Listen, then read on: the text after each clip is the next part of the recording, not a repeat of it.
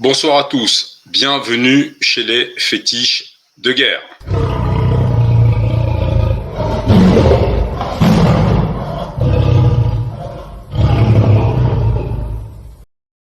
Alors cette vignette réunit quelques éléments, quelques cons, quelques traîtres dont la France va se servir. Ils sont bien plus nombreux que cela, il me faudrait la taille du continent africain en vignettes pour pouvoir tous les incruster.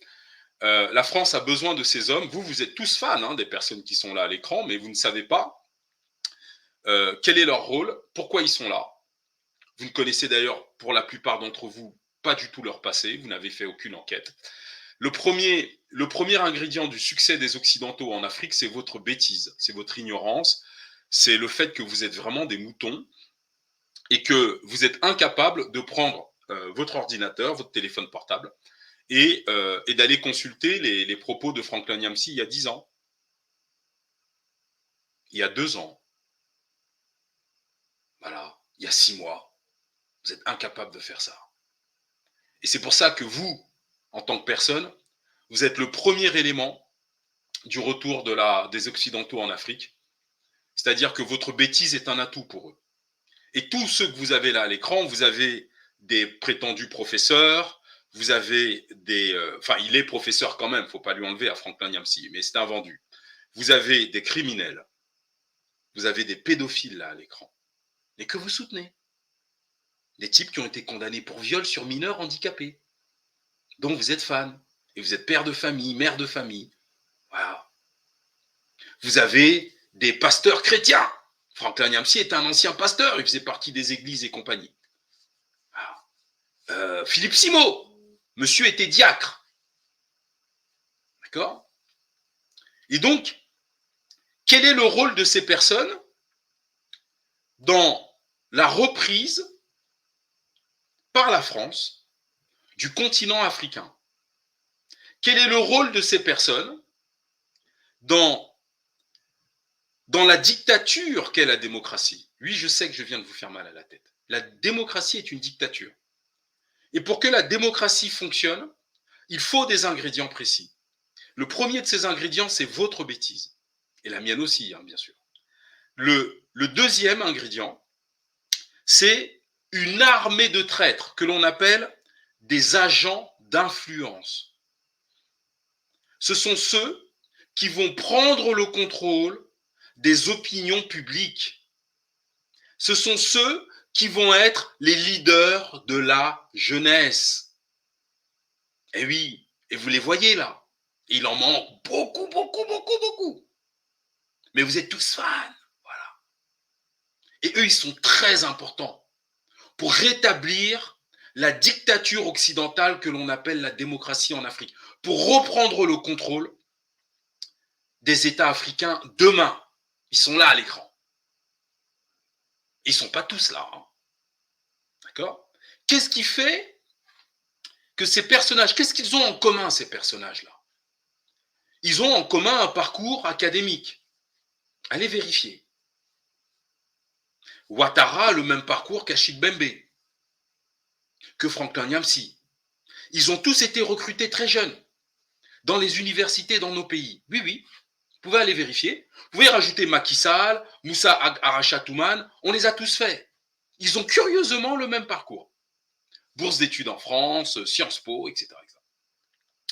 Qu'est-ce qu'ils ont d'autre en commun, ces gens que vous avez là à l'écran? Jamais ils ne critiqueront la démocratie. Jamais. Franklin Nyamsi, la démocratie, c'est... voilà. Jamais ils ne critiqueront la démocratie. Jamais de la vie. Jamais ils ne feront l'inventaire des matières premières, comme nous l'avons fait, l'or, par exemple, du Mali, de Côte d'Ivoire. On vole au peuple malien 1300 tonnes d'or depuis 2095, depuis 1995. 1300 tonnes d'or, ça met le Mali plus riche que tous les États européens en dehors de l'Allemagne. La Côte d'Ivoire, je ne sais plus de mémoire, c'est 260 tonnes d'or volé au peuple ivoirien en 8 ans, depuis 2012, en 10 ans. 260 tonnes d'or. Ils n'en parleront jamais. Jamais. Ils ne vous diront pas, par exemple, que le Gabon, avec 73 millions de barils de pétrole sortis de son sol, je crois que c'est en 2021 ou 2020, vous irez vérifier, à 74 $ le baril de pétrole, ils vous diront jamais, mais où est parti cet argent? Ce n'est pas les ministres gabonais qui ont volé la production pétrolière. La production pétrolière se vend sur le marché international en dollars. Un ministre gabonais qui vole du CFA va aller où? Où est parti les millions ou milliards de dollars du peuple gabonais? Eux, ils n'en parleront jamais. Le cacao de Côte d'Ivoire, sur un marché de 51 milliards de dollars par an, 54 milliards de dollars par an, la Côte d'Ivoire pèse pour 40% de ce marché, 21 milliards de dollars. Où est passé cet argent? Ces gens que vous avez à l'écran là, personne n'en parlera. Parce que si vous voulez, on va vous faire du Congossa politique, et le chef du Congossa politique, c'est quand même Franklin Nyamsi, il faut lui reconnaître. Donc oui, le ministre est sorti avec la petite sœur du secrétaire d'État avec qui il a couché, donc forcément le président était pas... Bon voilà, vous voyez, c'est ce genre de choses, mais c'est jamais l'essentiel. L'essentiel, c'est l'argent. Et donc, la France a besoin de créer une armée d'agents d'influence. Voilà. Alain Foka, Franklin Nyamsi, et tant d'autres.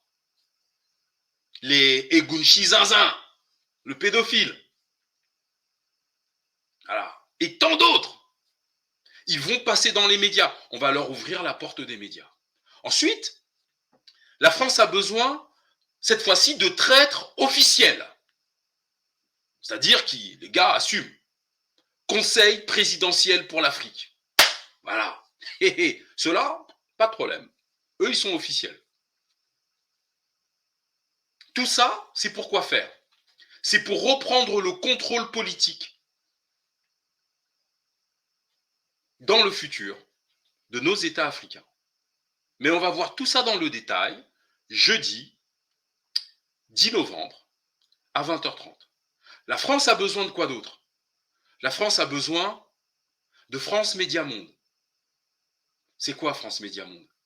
RFI, France 24, TV5 Monde, etc., etc.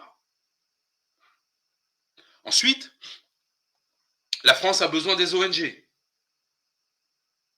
La France a besoin du terrorisme pour pouvoir justifier sa présence sur le sol africain. Et donc, vous voyez, vous comprenez pourquoi, dans un pays comme la France, qui comporte 66 millions d'habitants, vous avez plus de députés